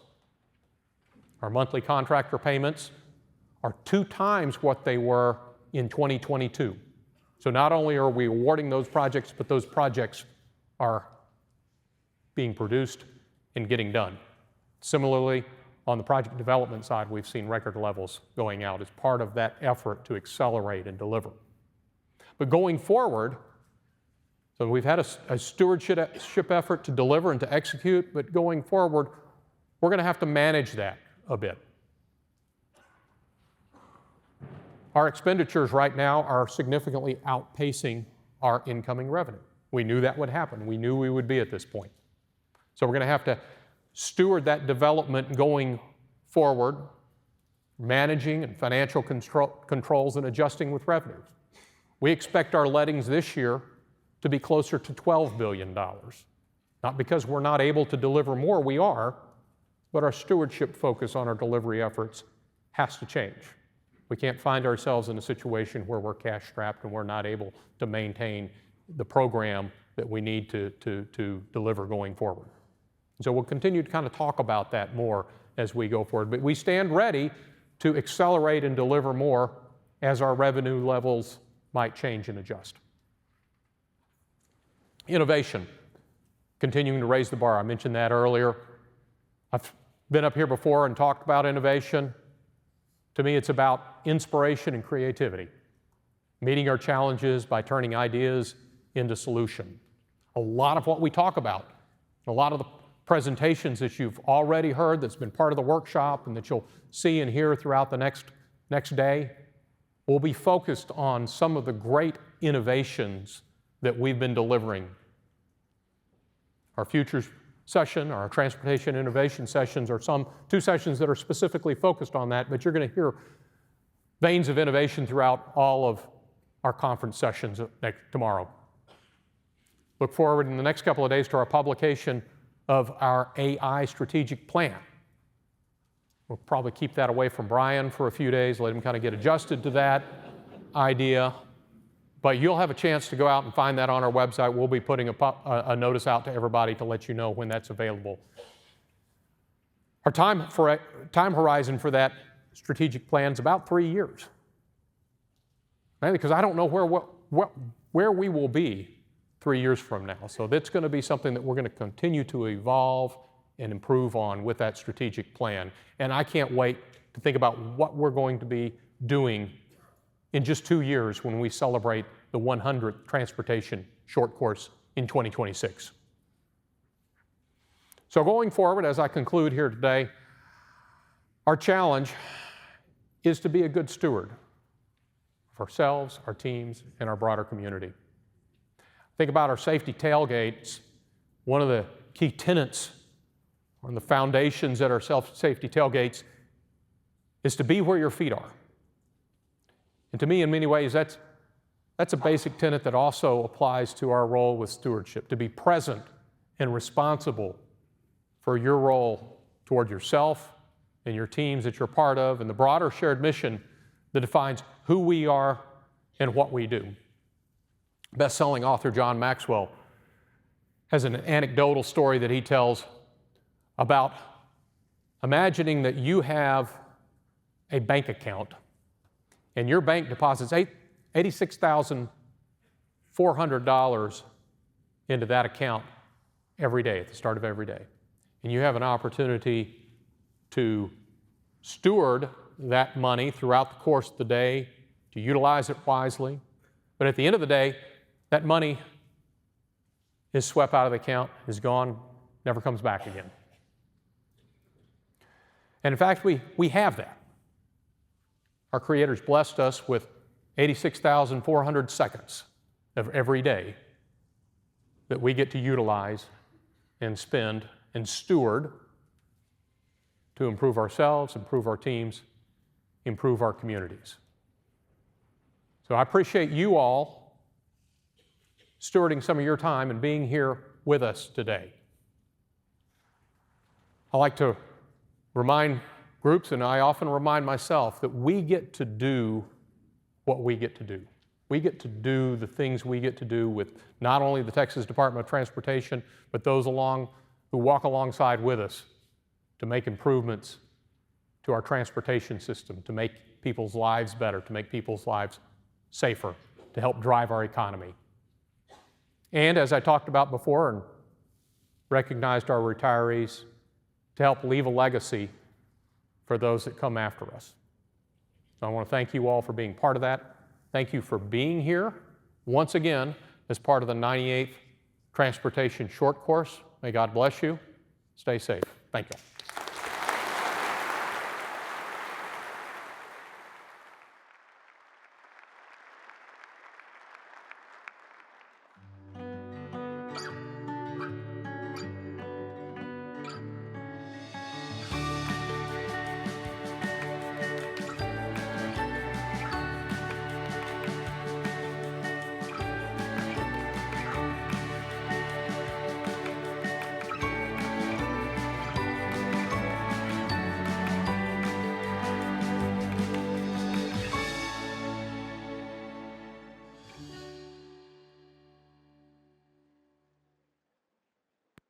Welcome back, TTI's Agency Director, Gregory Winfrey. All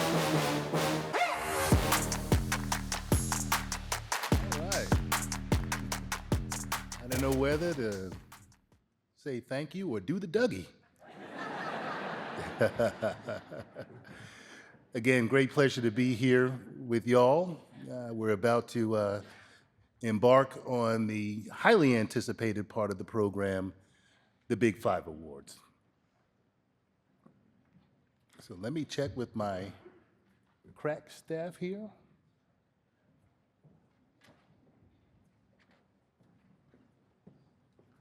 All right, here come my colleagues. I have the privilege of presenting this year's Big Five Awards alongside Executive Director Mark Williams, Deputy Executive Directors Brian Barth and Brandy Hendrickson, Chief Engineer Lance Simmons, and Texas Transportation Commissioners Steve Alvis and Robert Vaughn.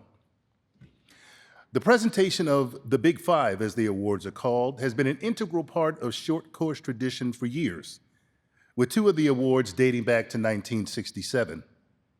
These awards are named after some of the pioneers and supporters of Texas transportation. DeWitt C. Greer, who served not only as a highway department engineer, but also as a Transportation Commission chairman and member. Gib Gilchrist, who helped create the cooperative research program between Texas State Universities and the Texas Highway Department, a vision that led to the creation of TTI. Raymond E. Stotzer Jr., who served as district engineer for both the FAR and San Antonio districts, and who led the development and construction of the Queen Isabella Causeway. Luther DeBerry, who began his highway department career in the Paris district and who went on to lead the highway department. And philanthropist Russell H. Perry, who wholeheartedly embraced the notion of doing good for the citizens of Texas. These awards honor their legacy and their contributions to Texas transportation. It's only fitting that the individuals who receive them uphold the traditions of their namesakes. Every year, individuals are nominated for these honors, and every year there is a painstaking process to arrive at the final five. The process begins with a panel from TxDOT's administration reviewing the nominations that are submitted by districts and divisions. Those nominations are then rated, and the top nominees for each award are sent to the 3-member award selection committee made up of a staff member from the Texas A&M University system and 2 prominent Texas citizens. These are difficult selections because each contender for these awards is deserving of the honor. But there are those who rise to the top, and it is those 5 individuals we honor today. DeWitt C. Greer served not only as a Highway Department engineer, but also as a Transportation Commission member and chairman. He is the namesake of the TxDOT headquarters building. In the world of Texas transportation, this year's Greer Award winner stands out for their exceptional contributions and unwavering dedication. For over 20 years, one individual has stood at the crossroads of innovation and leadership, ensuring our transportation system not only meets the demands of today, but sets the standards for the future. From their humble beginnings as an engineer in the Houston district to managing billions in infrastructure projects, their impact is felt across the state. Whether it is successfully addressing the needs of rapidly growing counties or overseeing the transformation of major highways, this engineer has consistently risen to the challenge. But it's not just about the projects. Our winner's leadership shines in times of crisis. When Hurricane Harvey struck, they swiftly mobilized teams to repair critical infrastructure, demonstrating quick thinking and resourcefulness. Beyond technical expertise, their ability to lead by example, break down complex engineering challenges, and mentor the next generation has left a lasting mark on both the projects they lead and the people they inspire.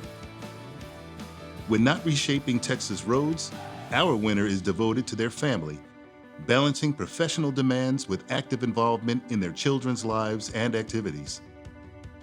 With a passion for excellence and a commitment to innovation, they have left a legacy on Texas infrastructure, one that will serve its communities for generations to come. Congratulations to this year's DeWitt C. Greer Award winner.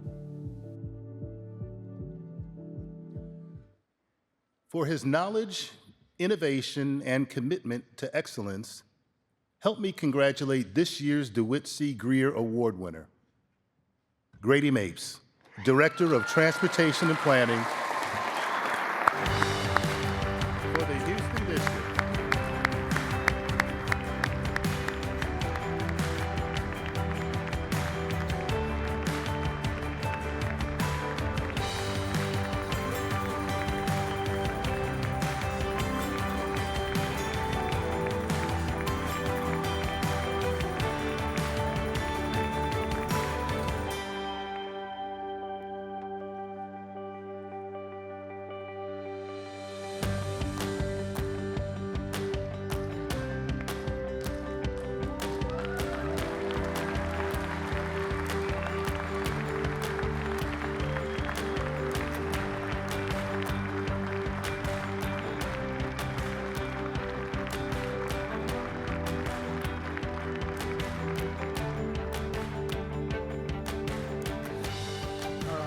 County. It took me a while to realize that was about me. So I'm up here, I guess, as a result of really a lot of the people that I've worked with and for over the years. I've had a lot of opportunities in different offices that I've been in the Houston district, and been put in positions I didn't really know what I was doing, but I learned by doing, and I learned because I had a lot of good leaders in front of me that gave me an opportunity and was there to mentor me as I developed as an engineer. So I really I thank those leaders that I've had over the years, but I also had great teams that were there to support me and still support me and work with me every day as we work to deliver projects that are a benefit to the public in our region. So I really appreciate this. Thank y'all.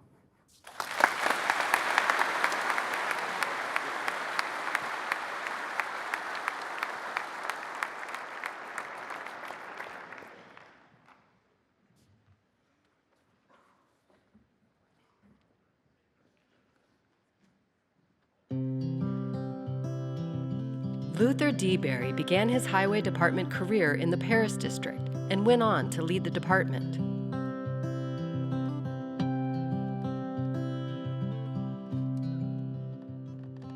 In South Texas, where the roadways connect communities and drive progress, leadership in construction isn't just about building. It's about legacy, innovation, and dedication to excellence. Today, we honor a distinguished TxDOT employee who has dedicated over 2 decades to advancing transportation in Texas. Starting as a summer engineering technician in 2003, our winner's journey within TxDOT has been nothing short of remarkable. Over the years, they have held key roles from project manager to director of construction, embodying the spirit of progress. With a foundation built on a civil engineering degree from Texas A&M University, this leader has been at the forefront of implementing cutting-edge practices. From mastering geotechnical properties to excelling in construction and design, they quickly became indispensable. This trailblazer revolutionized pavement design for the unique South Texas climate. They created a web-based tool that transformed how we preserve our roads. Their problem-solving prowess even extended to space exploration, developing a specialized pavement design for SpaceX operations. All the while, they saved TxDOT millions through shrewd negotiations and innovative practices. Beyond construction, their involvement in broader TxDOT initiatives and industry panels has solidified their reputation as a forward-thinking leader. This second-generation TxDOT professional is also a devoted mentor, inspiring the next wave of engineers and actively shaping the future of Texas transportation by fostering a culture of continuous improvement. Through their vision, hard work, and unwavering positivity, this leader continues to elevate the standards of excellence at TxDOT. A legacy of leadership, a commitment to innovation. They are shaping the future of Texas transportation, one project at a time. Congratulations to this year's Luther DeBerry Award winner.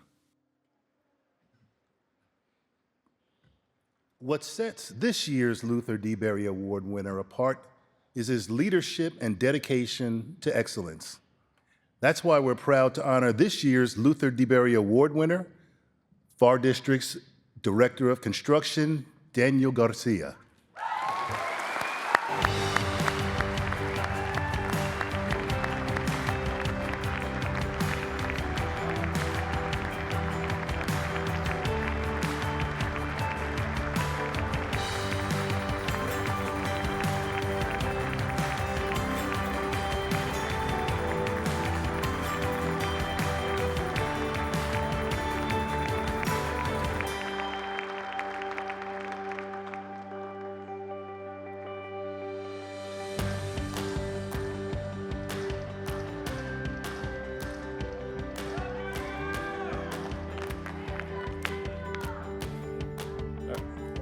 All right, thank you, everybody.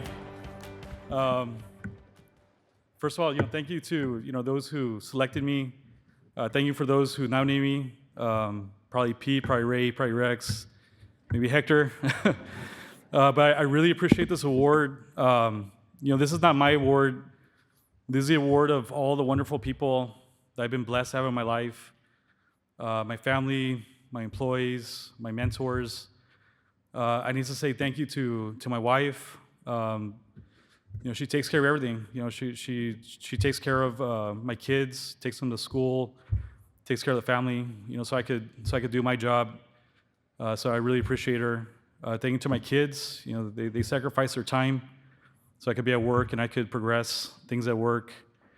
I want to thank a lot of my mentors. Pete Alvarez, our boss. Valento Olivares, he was my first boss when I came to TxDOT. Hector Gonzalez, he always treated me like a son. I'm really a benefactor of a lot of great mentors.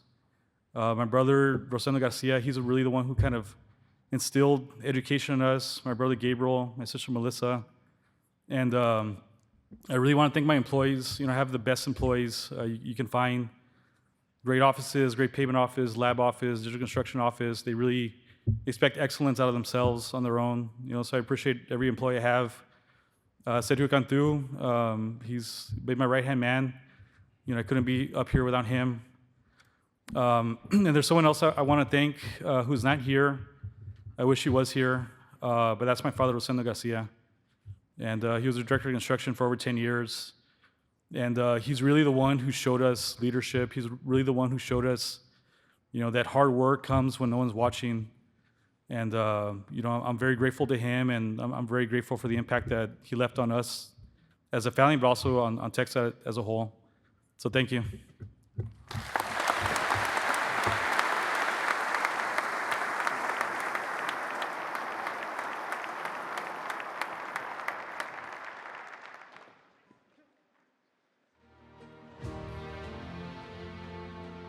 Gib Gilchrist helped create the cooperative research program between Texas universities and the Texas Highway Department, a vision that led to the creation of TTI.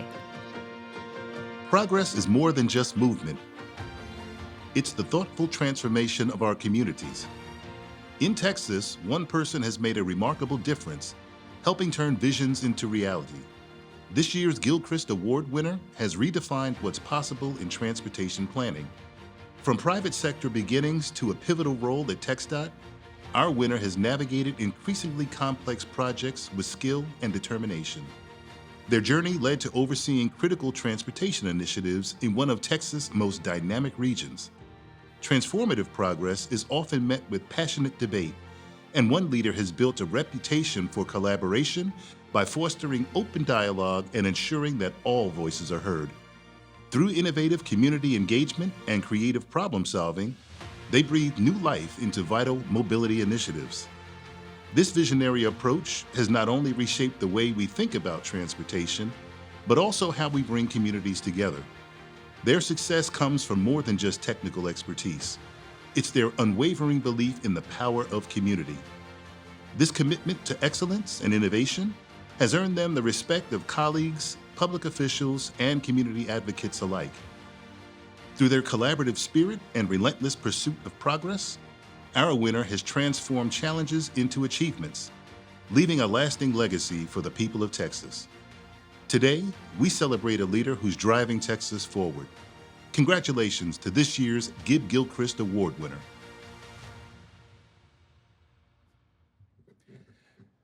Our awardee has made a significant contribution to transportation. She constantly strives to find solutions through collaboration. That's why I'm proud to present this year's Gib Gilchrist Award to Director of Transportation Planning and Development for the Austin District, Heather Ashley Nguyen.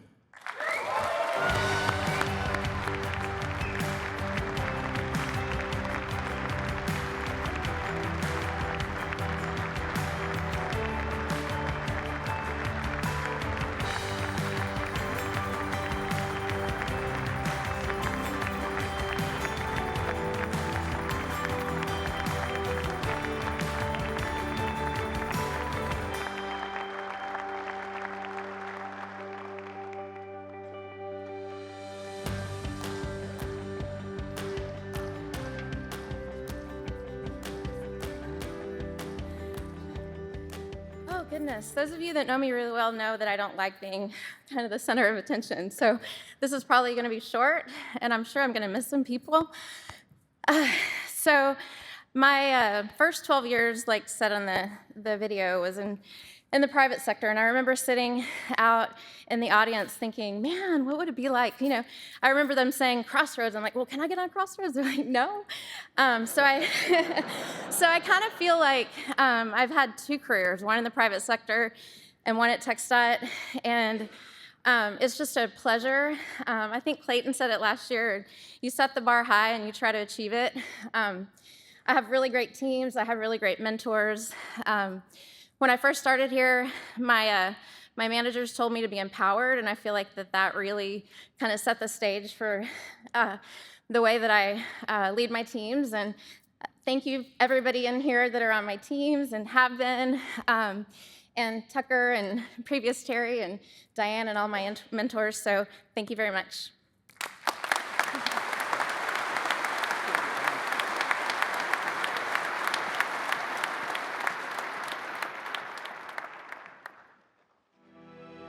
Raymond Stotzer served as district engineer for both the FAR and San Antonio districts and led the development and construction of the Queen Isabella Causeway, which connects South Padre Island to the mainland. At the Texas Department of Transportation, it's the collective effort of many that keeps our state moving forward. But behind some of the most impactful changes, there's often a guiding force working diligently to make things happen. Today, we honor one such remarkable TxDOT employee with the prestigious Stotzer Award. This year's winner has been the catalyst for crucial legislative changes that have revolutionized TxDOT's operations.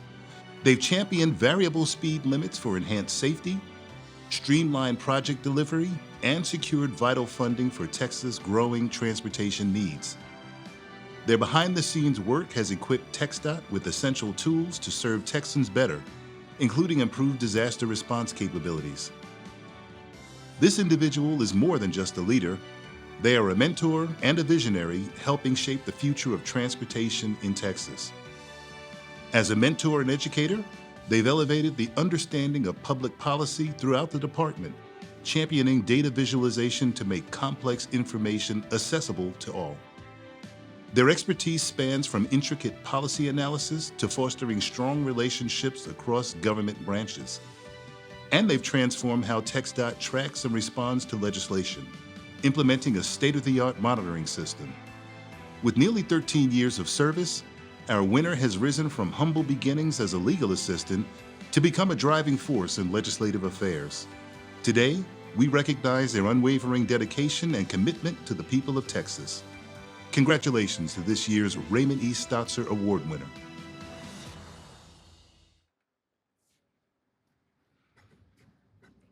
Shout out for the legal assistants. Our award winner has always worked as a positive force for his team, TxDOT, and the state. I'm proud to announce that this year's winner of the Raymond E. Stotzer Award is State Legislative Affairs Section Director Corey Henriksen.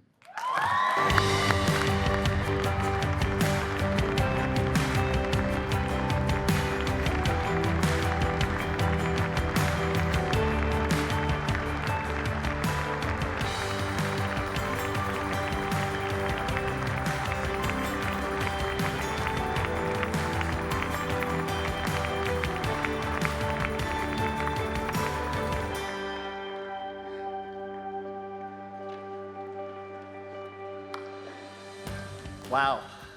I think a lot of people start to hear the description of the winner, and there's a lot of people that it applies to, and that one quickly started narrowing down, and I looked over at my great boss and mentor, Trent Thomas, and I said, you better not be sending me up there, but here I am. But I just want to thank everybody. What we do is serve the rest of the department, and what we do in state legislative affairs and government affairs couldn't be done without the patience, first of all, of everybody that we ask questions of, all of our subject matter experts, district engineers, our wonderful administration who we call them up and they have to take the hard meetings with the members, of the elected officials. So really, our office really is just a representation of everything that you all do here at TxDOT. So I want to thank all the women and men at TxDOT that make our job look easy and appreciate everything you do. Thank you.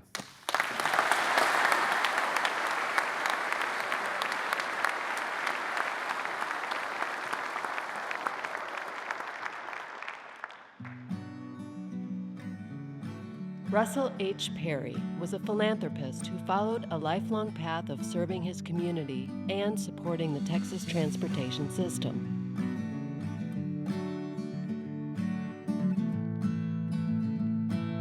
In the world of transportation, visionaries shape the way we move.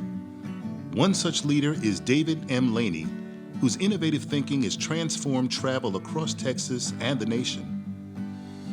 A Stanford, UC Berkeley, and SMU law graduate, Laney's journey in transportation began in 1995 when Governor George W. Bush appointed him to the Texas Transportation Commission. He served as chair until 2000, leaving an indelible mark on our state's infrastructure, combining his legal acumen with a passion for progress. David Laney's influence can be seen across Texas and beyond. As chair of the Texas Transportation Commission, Laney ushered in a new era of highway development marked by increased funding for highway construction, innovative highway finance methods, the first toll projects in Central Texas, emphasis on roadway and bridge aesthetics, and a revamped border infrastructure program. Laney's influence extended nationally when President Bush appointed him to Amtrak's board of directors in 2003. As chairman, he revitalized the organization, reducing debt, increasing ridership, and achieving critical on-time performance targets. In 2010, Laney's transformative impact was honored with his induction into the Texas Transportation Hall of Honor. This recognition cemented his status as a true architect of modern transportation systems. Beyond his professional achievements, Laney is a devoted family man, passionate outdoorsman, and civic leader. His vision connected communities, drove economies, and moved us all toward a more mobile future. In transportation, Laney's legacy is not just seen, it's experienced by millions every day. Today, we honor his service, dedication, and impact. Congratulations to David M. Laney, this year's Russell H. Perry Award winner.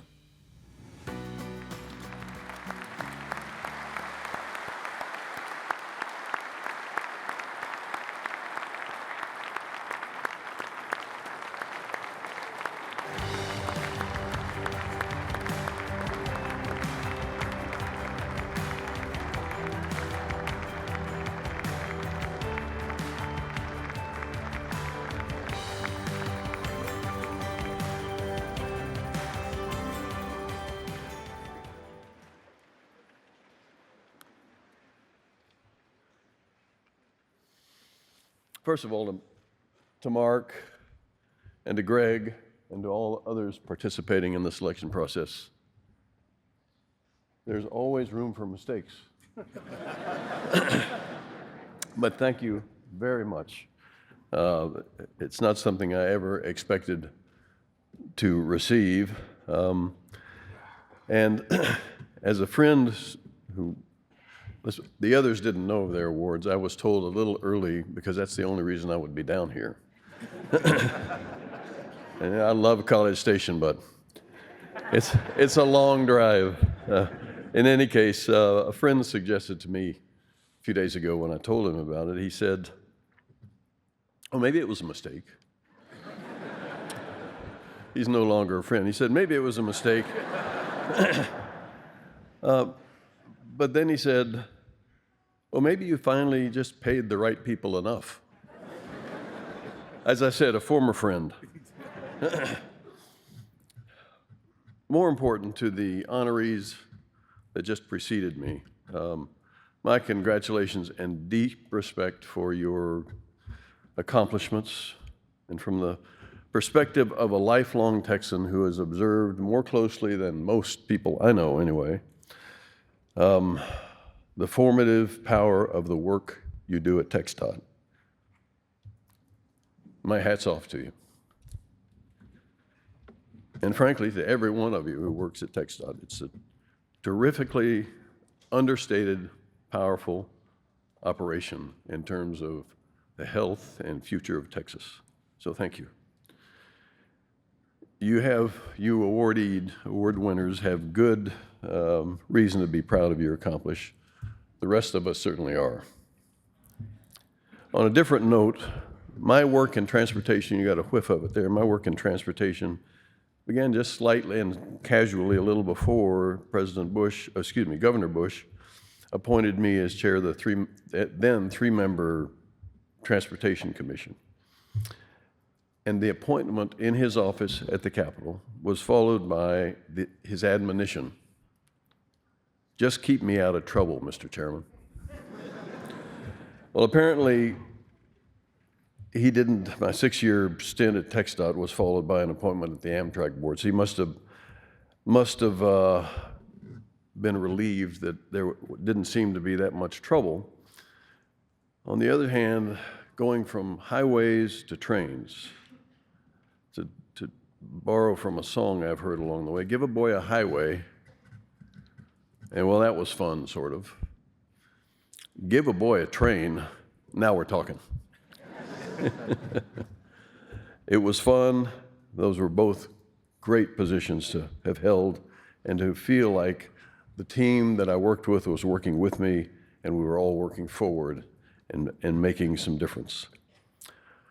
Following Amtrak, my good fortune continued almost as unexpectedly as the TxDOT and Amtrak's position, because I came back to the Dallas-Fort Worth area and found myself involved in the development and operation of 2 P3 projects in the DFW area, the LBJ Express and the North Tarrant Express, both of which by every measure added considerable mobility and economic horsepower to the DFW engine, powerful to start with.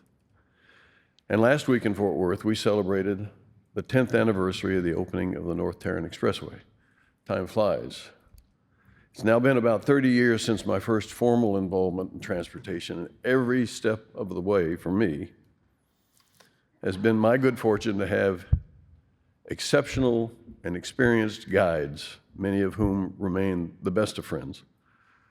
One thing is certain, I certainly wouldn't be standing here without having had the benefit of their good counsel at virtually every step along the way, and bear with me while I name a few of them that are still around. First of all, the first gentleman who is no longer with us, unfortunately, but worth naming, Bob Lanier, former mayor of Houston and former chairman of TxDOT. Doug Pitcock, many of you are staying in his hotel. Tom Johnson, and in the DFW area, Michael Morris and Lee Jackson. But at TxDOT, and this is where the rubber met the road, literally, Wes Held was the executive director. Mike Behrens, who assumed Wes's position at some point early in my stint there. Bob Cuellar, Maribel Chavez, Bill Hale, Brian Barth, Gary Treach, James Bass, Amadeo Saenz, Phil Russell, and Kobe Chase. Also in the P3s in the Dallas-Fort Worth area, 2 gentlemen who've worked very closely with me for the last decade, Nicholas Rubio and Alberto Gonzalez.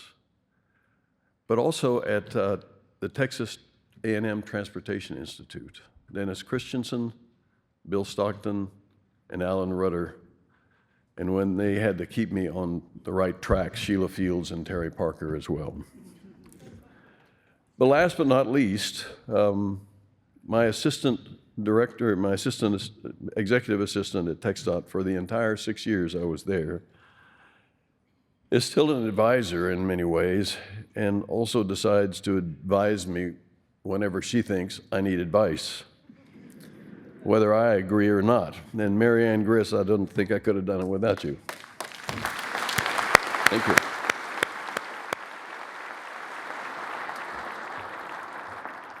With these advisors and good friends, in so many ways, I have to say they share this recognition. I couldn't have done it by myself. So thank you all very much. I appreciate it. It's good to be back.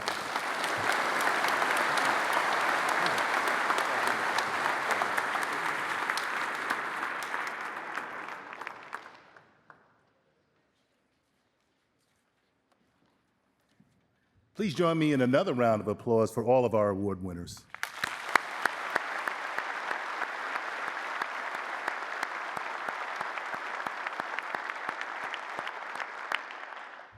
And we will ask our award winners to please, once you gather your plaques and your honoraries, please stick around with your families so that we can have a nice photo session. So that concludes the Big Five Awards. We will move into final remarks as we close out this afternoon's programming. So thank you so much, all. Thank you. So as we prepare to close, I was struck by the Learn to Drive Like a Texan piece. Many of you know that I'm originally from New York. I'm a Texan now, I've been here long enough. But I think I know how to drive like a Texan. But your chief engineer, Lance Simmons, said, well, Greg, you need to learn to talk like a Texan. You talk just a little too fast sometimes, and you need to slow it down a bit. So he's been giving me lessons.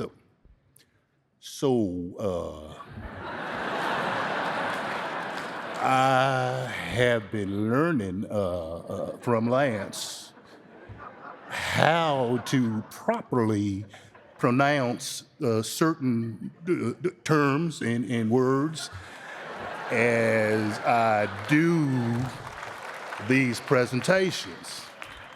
So that's just a start. I'm running out of material. All right.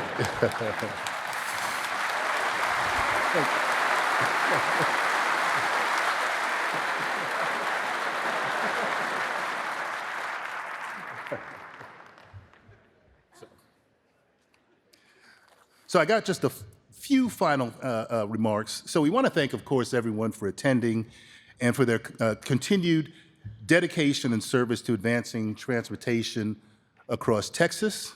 So that's everyone in this room. We certainly like to highlight that, as Mark reflected on, we're nearing nearly 100 years of collaboration between TxDOT, TTI, the university research community, and the broader transportation community.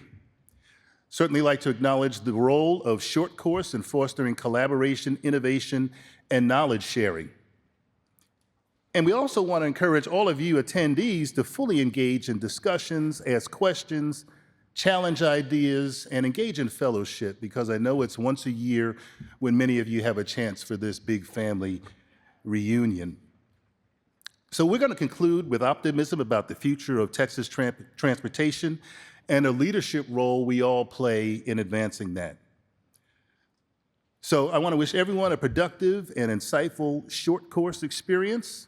It's a great pleasure to have y'all here in Aggieland with us. Like I said, gig 'em, hook 'em, and every other thing we do in this state. I don't want to leave out Texas Tech. I don't want to leave out Texas Southern, Prairie View, University of Houston, everybody who contributes to this transportation enterprise. We wouldn't be here without your efforts and continued collaboration. So without further ado, thank you so much. This concludes the presentation for this year. Have a great short course, everyone. Thank you.